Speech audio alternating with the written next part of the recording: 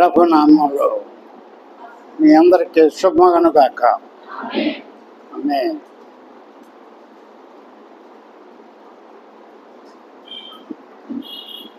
ఇవాళ మనం బలలోనికి వాళ్ళకి మునుపు దేవుని వాక్యాన్ని జ్ఞాపకం చేసుకుంటాం. ఇప్పుడు మనం చదివిన 109వ కీర్తన యేసు ప్రభుని గుర్చిన ప్రవచనం. ఈ కీర్తన పాడుకునేసరికి యేసు ప్రభు ఇంకా భూమి మీద శరీరధారిగా రాలేదు, శ్రమలు అనుభవించలేదు. కానీ దైవజనుడు ప్రవచనం పాటల ద్వారా తెలియచేశాడు. ఈ కీర్తనలో యేసు ప్రభు జీవిత చరిత్ర చెప్తాయి. 150 కీర్తనలు ఉన్నాయి. కీర్తన గ్రంథంలో మనకు చెప్తూ ఉంటాయి. మనం జ్ఞాపకం చేసుకుంటే అది ఆశ్చర్యం.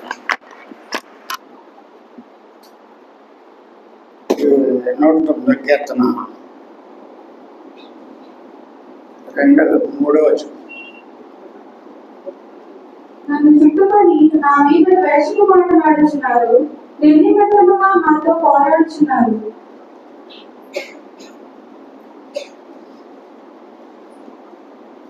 రెండవ వచనం. నన్ను చెరపవలనని భక్తిహీనులు తమ నోరు కవుకము గల తమ నోరు తెరిచి ఉన్నారు.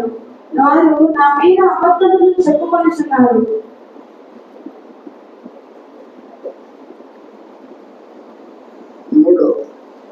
నన్ను చుట్టుకొని నా మీద ద్వేషపు మాటలు మాట్లాడుచున్నారు, నిర్నిమిత్తముగా నాతో పోరాడుచున్నారు. నేను చూపిన ప్రేమకు ప్రతిగా వారు నా మీద పగబట్టి ఉన్నారు. అయితే నేను మానక ప్రార్థన చేయించున్నాను.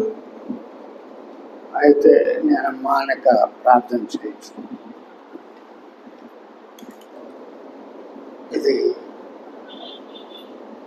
యేసు ప్రభు భూమి మీదకి రాకమునుపు ఈ ప్రవచనం ముందే రాసిపెట్టారు. ఈ పాట అప్పుడే పాడేశారు. దాన్ని ఏమంటారంటే ప్రవచనం. జరగబోయే సంగతిని జరిగినట్టు చెప్పేస్తున్నాడు. ఇది ప్రవక్తలకు మాత్రమే చెల్లుతుంది.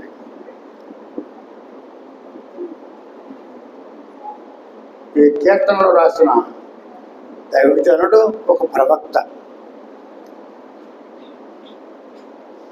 జరగాల్సింది జరిగినట్టు చెప్పేస్తున్నాడు.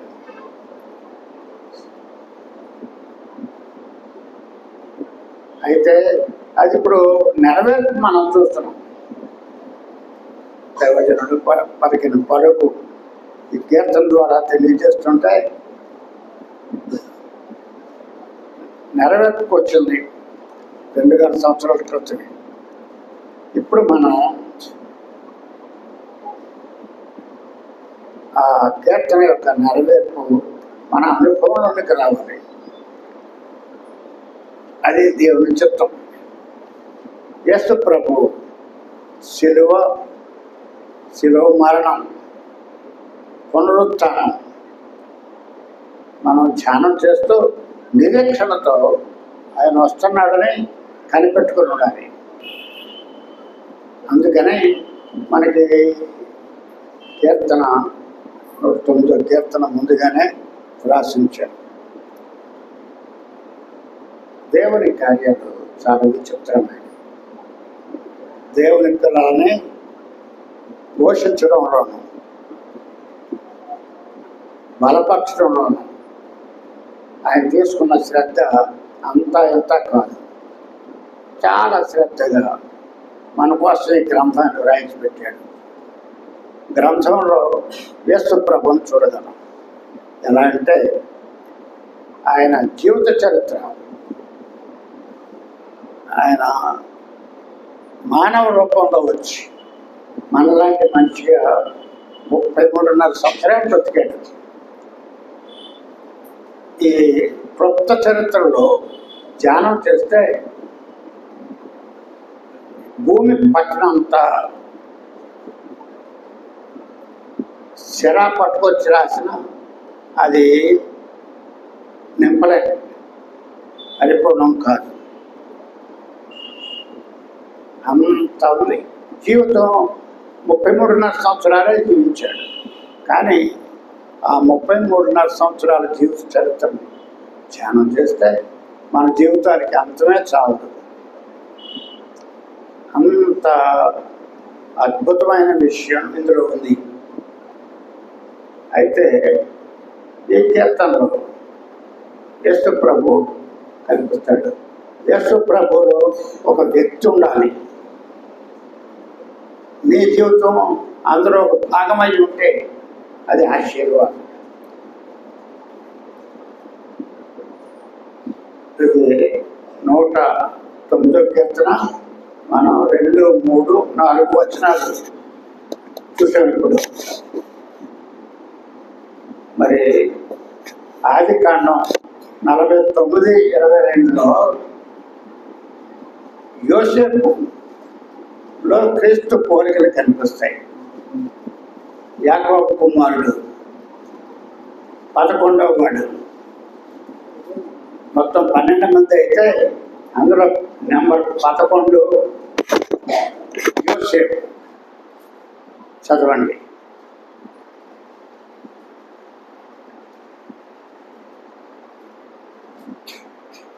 కీర్తన గ్రంథం 49:22. కీర్తన కాదు, సారీ, ఆదికాండం 49:22. యోసేపు ఫలించడి కొమ్మ, ఊటయంగా ఫలించడి కొమ్మ, దాని రెమ్మలు గోడ మీదకి ఎక్కి వ్యాపించును.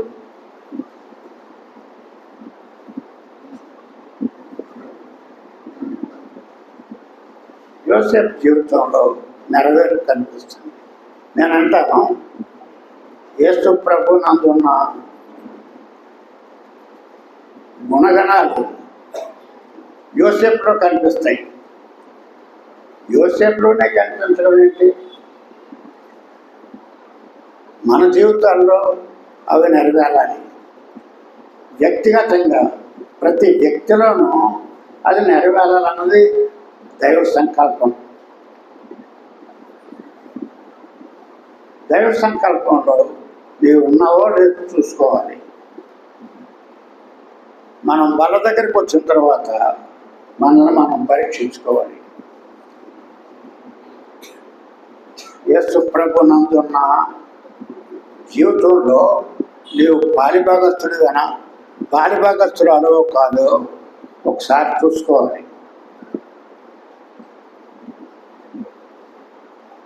చెక్ చేసుకోండి. యోసేపు కూడా ఇలా అన్నాడు, నేను చూపిన ప్రేమకు ప్రతిగా వారు నా మీద పగబట్టి ఉన్నారు. అయితే నేను మానక ప్రార్థన చేయొచ్చు. యోసేపు సొంత అన్నలు 10 మంది, తల్లులు వేరు కానీ తండ్రి ఒక్కడే. యాకోబు గారి కుమారుడు 10 మంది అన్నలు 11వ వాడిని ద్వేషించారు. ఎందుకు ద్వేషించారంటే అతను ప్రేమిస్తున్నాడు. దయచేసి ఇది చూడండి, అన్నల్ని ప్రేమిస్తున్నాడు, లోకాన్ని ప్రేమించట్లేదు. సొంత అన్నలు ద్వేషిస్తూ ఉంటే నేను చూపిన ప్రేమకు ప్రతిగా వారు నా మీద పగబట్టి ఉన్నారు. ఇది మన జీవితాల్లో నెరవేరుతూనే ఉంటుంది. మనం యేసు ప్రభుని కలిగి ఉన్నట్టయితే మనల్ని ద్వేషించే వారిని కూడా ప్రేమించగలం. మనం దూషించేవాడు ఉన్నారు, అనవసరంగా మనల్ని దుర్భాషలాడేవాళ్ళు ఉంటారు. అయినప్పటికీ మనం ప్రేమించడం, ఈ ప్రేమ అద్భుతమైనది. లోకరీతిగా అన్నదమ్ములు, అక్క చెల్లెండ్రు, బంధుమిత్రుల ప్రేమ వేరు, క్రీస్తు ప్రేమ వేరు. క్రీస్తు ప్రభు ప్రేమ ఎలాంటిదంటే అది దీర్ఘకాలం సహించేది.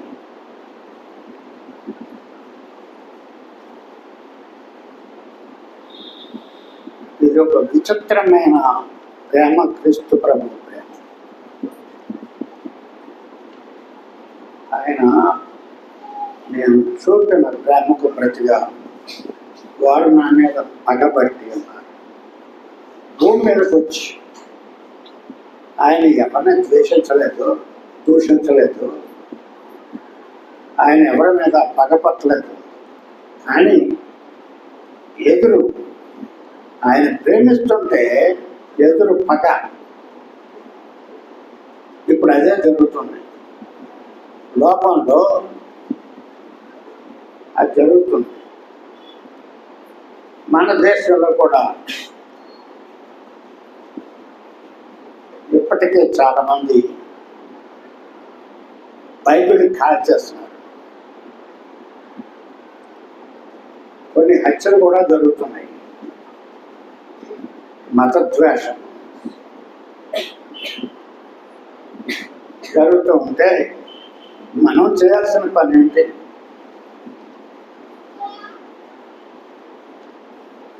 మనం ఏం చేయాలి? వాళ్ళ పగబట్టి మనం ద్వేషిస్తాం, దూషించడం, చివరికి కొందరిని చంపేస్తున్నారు, హత్యలు కూడా చేస్తున్నారు. అయినప్పుడు మన జీవితాల్లో చేయాల్సిన పని ఏంటి? నేను చూపిన ప్రేమ. వాళ్ళని ద్వేషిస్తున్నారు కానీ నేను మానక ప్రార్థిస్తున్నాను. క్రీస్తు ప్రభు ప్రేమ ఎలా ఉంటుంది? అది యోసేపు జీవితంలో నెరవేరింది. నా జీవితంలో కూడా నెరవేరడం దేవుని సంకల్పం.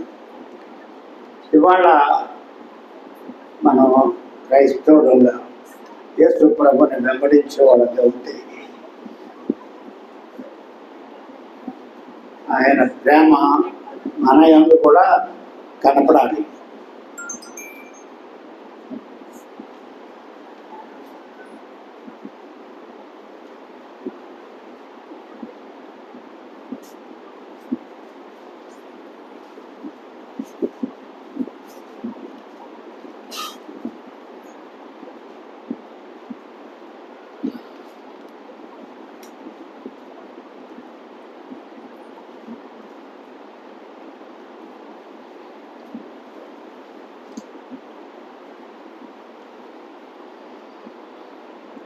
నేను చూపిన ప్రేమకు ప్రతిగా నా మీద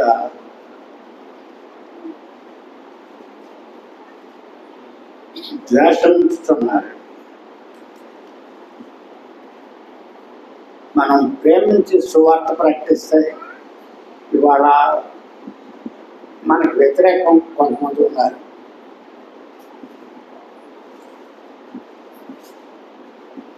సిలువను కూర్చున్న వార్త నశించుతున్న వారికి వెళ్తాను, కానీ మనకైతే అది దేవుని శక్తి. వారు మనం ద్వేషించినప్పుడు మనం ప్రేమించుతాం. మన ఎడల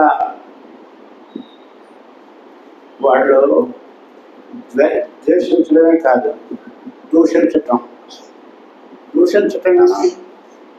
వ్యతిరేకంగా చాలా కార్యక్రమాలు చేస్తున్నారు.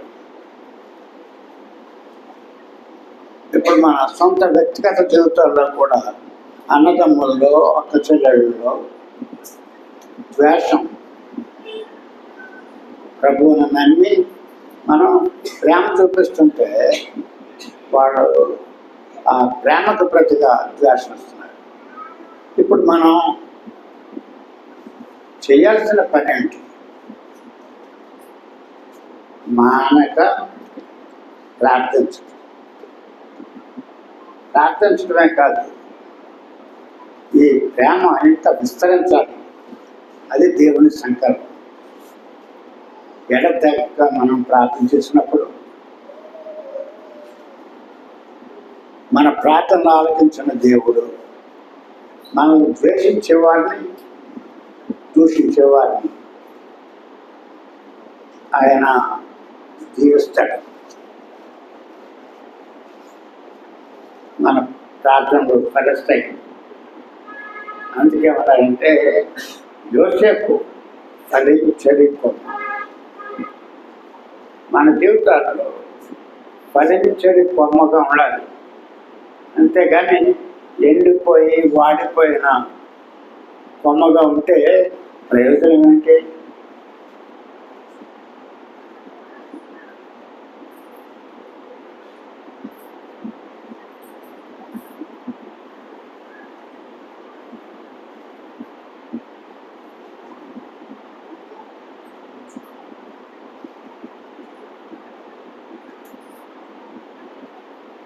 కొమ్మ నరకబడినా ఆ కొమ్మ చిగురించాలి, అది ఫలించాలి. దేవుని సంకల్పం. ఇవాళ మన జీవితాల్లో కూడా అది నెరవేరాలి. అది దేవుని చిత్తం. అలా నెరవేరినప్పుడు మనం మానక ప్రార్థిస్తాం. ప్రార్థించిన వాళ్ళు ఏం చేస్తారు? ప్రకటిస్తారు. యేసు ప్రభు ప్రేమను వెల్లడి చేయటం, ప్రాక్టికల్గా మన జీవితాల్లో ప్రాక్టికల్గా చూపించటం, నిత్య జీవితాల్లో చూపించడం. అందువల్ల ఏమవుతుందంటే సువార్త ఫలించి వర్తిల్లుతుంది. అది జరగాలన్నది దేవుని సంకల్పం. అందుకనే మనం ఈ బల దగ్గరికి రావడం, బలలో పాల్గొనడం, దీని అర్థం ఏమిటి? యేసు ప్రభుత్వం కూడా మనం జీవిస్తున్నామని అర్థం. అయినప్పుడు మన ద్వారా ఎంతమందికి మేలు కలుగుతుంది? మనం మేలు చేస్తే మనకి వ్యతిరేకంగా వాళ్ళు ఏం చేస్తున్నారు? ద్వేషిస్తున్నారు, కీడు చేస్తున్నారు. చేత మనం ఏం చేయాలి?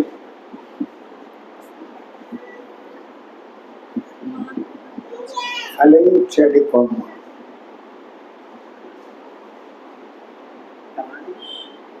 ఫలించడి కొమ్మ ఏం చేస్తుందట?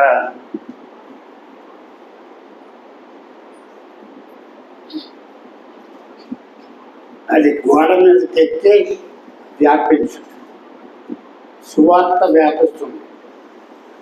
మనం క్రీస్తు ప్రభు చూపించిన ప్రేమ యోసేపు లాగా చూపిస్తే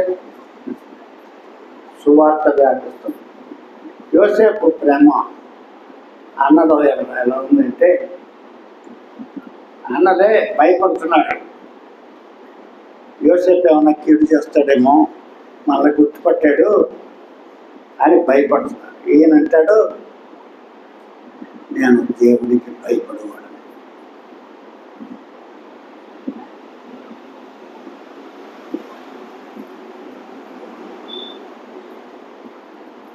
దేవుని భయం మనలో ఉంటే, కీర్తన గ్రంథం 2వ కీర్తన ఉంటుంది, మీరు దేవునికి భయపడి పాపం చేయకూడదు. దైవ భయం ఎప్పుడైతే ఉంటుందో మనం పాపం చేయం. పాపానికి, శాపానికి మనం దూరంగా ఉంటాం. ఆశీర్వాదానికి కారకులంగా ఉంటాం. అందుకనే ప్రభునందు ఈ బల్ల, ఈ సహవాసం, ఈ ఏర్పాటు అంతా కూడా దేవుడు చేస్తున్నందుకు మనం కూడా ఫలించి వ్యాపించాలి.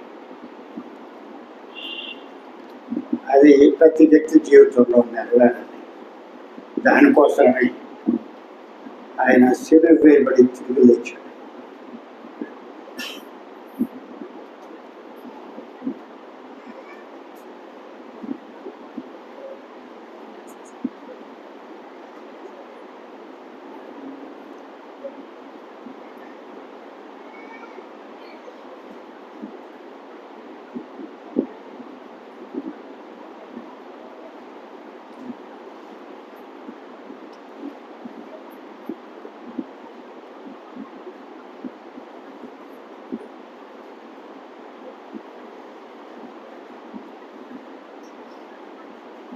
శిలువ వేయబడిన యేసు తిరిగి జీవించడం. ఎందుకని ఈ క్రీస్తు ప్రభు ప్రేమకి చావు లేదు, మరణం ఏర్పడి చేయదు. అంత అద్భుతం. అదే మన జీవితాల్లో నెరవేరినట్టయితే తప్పనిసరిగా జరుగుతుంది. లోకానికి ఏమన్నా అంటే మీరు లోకమునకు వెలుగై ఉన్నారు. లోకానికి వెలుగు చూపించే జ్యోతులు, నక్షత్రాలు మనమే అయి ఉంటే తిరుగులేదు. క్రీస్తు ప్రభుని ప్రత్యక్షంగా చూపించగలం.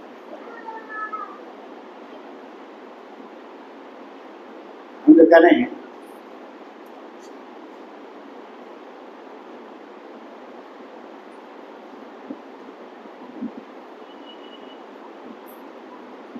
మనం క్రీస్తునందుండి ఫలించాలి, బహుగా ఫలించాలి. ఈ ఫలించడం ఏమిటి? గలతీ పత్రిక 5వ అధ్యాయం 22వ వచనం.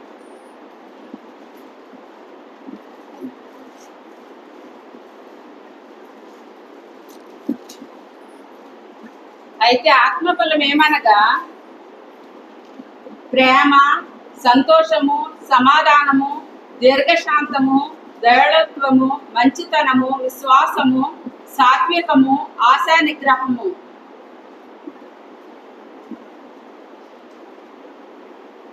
ఇది ఆత్మఫలాలు మనలో ఫలించాలి.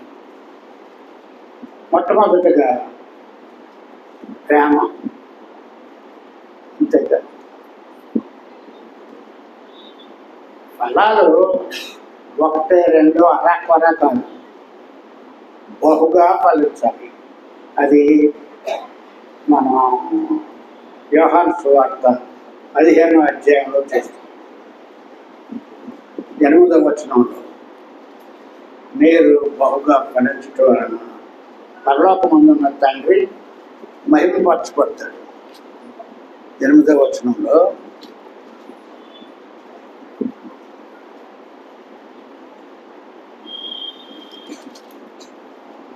చదువు 15:8. మీరు బహుగా ఫలించుట వలన నా తండ్రి మహిమపరచబడును. మీరు బహుగా ఫలించటం వలన నా తండ్రి మహిమపరచబడును. మహిమపరచబడును. ఇందువలన మీరు నా శిష్యులగుదురు. అది అప్పుడు మనం ఆయన శిష్యులం అవుతాం. ఆ ఫలాలు, ఆత్మ ఫలాలు మొట్టమొదటిది ప్రేమ. ఈ ప్రేమ క్రీస్తు ప్రేమ మనం చూపిస్తే తప్పనిసరిగా ఎదురొస్తుంది. మనకు గుర్తు ఏమిటంటే, నేను యేసు ప్రభువుని నమ్ముకున్నానండి, ఎన్నో కష్టాలు అనుభవిస్తున్నాను, శ్రమలు అనుభవిస్తున్నాను అంటారు చాలామంది. అది తప్పు. యేసు ప్రభుని ఎదుర్కొంటే మనం కష్టాలు అనుభవిస్తాం. ఒకవేళ ఎలాంటి పని జరిగితే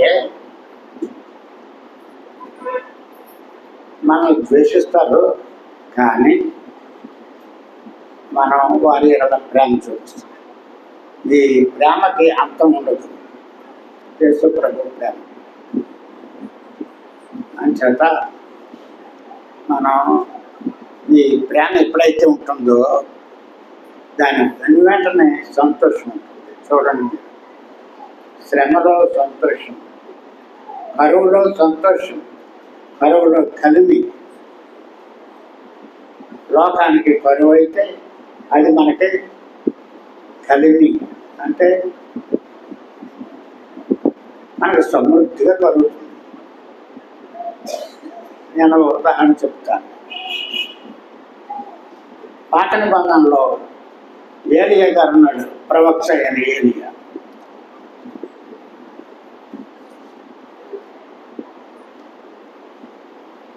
మూడున్నర సంవత్సరాల వర్షం కురవలేదు. లోకం అంతా కరువుతో అల్లాడిపోతుంది. రాజు మొదలు దాసుల వరకు కూడా కరువుతో అల్లాడిపోతుంది. కానీ యోసేపు సమృద్ధి కలిగి ఉన్నాడు. యోసేపుకి భార్య లేదు, పిల్లలు లేదు. యోసేపు ఏలియాకి భార్య లేదు, పిల్లలు లేదు. కానీ అతను ఫలించాడు. సారిపెట్టు విధవరాన్ని దేవుడు కనికరించి ఆ ఇంటికి పంపిస్తే ఆ ఇంట్లో కూడా కరువు ఉంది. కరువు కలిమిగా మారిపోయింది. మన జీవితాల్లో ఈ అనుభవం ఉండాలి. యోసేపు అందరితో పాటు మనుషుడే, మనతో పాటు మనుషుడే. కానీ అతడు ప్రార్థించగా ఆకాశం మూతపడింది. అతను మరలా ప్రార్థన చేయగా వర్షం కురిసింది, భూమి పంట ఫలించింది. క్రైస్తవ జీవితం యొక్క అనుభవం ఇది. అందుచేత మనం యేసు ప్రభువుని నమ్మిన తర్వాత మన ప్రియులందరికీ కూడా సువార్త ప్రకటించాలి. మన బ్రతుకు ద్వారా, మన జీవితాల ద్వారా క్రీస్తునందుండి ఫలిస్తున్నట్లయితే అనేక మందికి కరువు తీర మనం ఆహారం పెట్టగలం. ఎంత కరువు ఉంటే అంత అధికంగా వారికి ఆహారం ఇచ్చి పోషించగలం. అలాంటి ప్రత్యేకత క్రైస్తవ జీవితంలో ఉండాలి అన్నది దేవుని సంకల్పం. అంచేత దైవ సంకల్పం నీ యందు నా యందు మనందరి యందు నెరవేరాలని దేవుడు ఆశపడి చూస్తున్నాడు. ఆయన చిందించిన రక్తంలో మనం కడగబడి క్రీస్తునందుంటే మనం కూడా ఫలించెడి కొమ్మగా ఉంటాం. ఫలించెడి కొమ్మగా ఎప్పుడైతే ఉంటామో తప్పనిసరిగా మనం ద్వేషించే వారిని ప్రేమిస్తాం. మనం ప్రేమించే వారినే కాదు, ద్వేషించే వారిని కూడా మనం ప్రేమించగలం. ఈ ప్రేమ ఫలించిందంటే మనం క్రీస్తుని లోకానికి అందించగలిగామని, భూమి మీద మన ఎడల దేవుని చిత్తం నెరవేరిందని అర్థం. అందుచేత ఈ దైవ సంకల్పానికి మనం కూడా తలెత్తినట్టయితే మనల్ని అలాగూ క్రీస్తు ప్రభు ప్రేమలో వర్ధిల్లపచేసి నడిపిస్తాడు. కనుక పరిశుద్ధాత్మ దేవుడు అలాంటి అనుభవం మనకు కూడా దయచేయలాగన ప్రభుకు అప్పగించుకుందాం. ఆయన శిలువ మరణం ద్వారా చూపించిన ప్రేమ ఎంత అంతా కాదు, అంతులేనంత ప్రేమ చూపించాడు. కనుక అదే అనుభవం మనకిచ్చినందుకు ఆయన స్తోత్రం చెల్లించుకుందాం. ఆయన నామాన్ని కనపరుచుకుందాం.